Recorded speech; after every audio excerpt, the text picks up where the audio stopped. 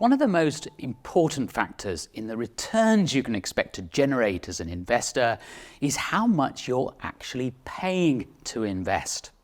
Fees and charges can really add up, and over time they also compound.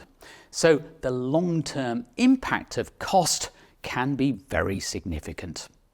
Investors need to be very, very conscious of the costs they're paying for investing.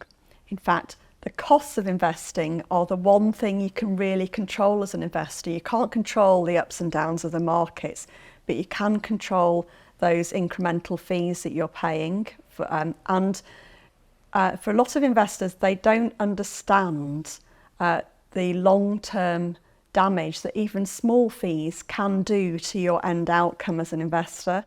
A simple way to reduce how much you pay as an investor is to choose what are called passively managed funds as opposed to actively managed funds. Active funds are very much more heavily promoted than passive.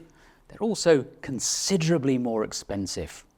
Active management, so where a professional fund manager is trying to invest your money and that of other investors to beat the average market performance, that does come with an extra price tag usually.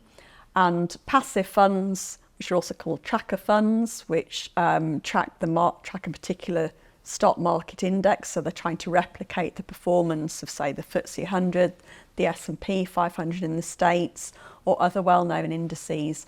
So they can come a lot cheaper.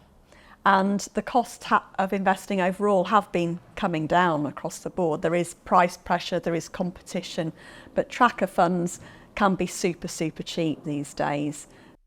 You also need to bear in mind that there are several different types of cost, and some are more obvious than others.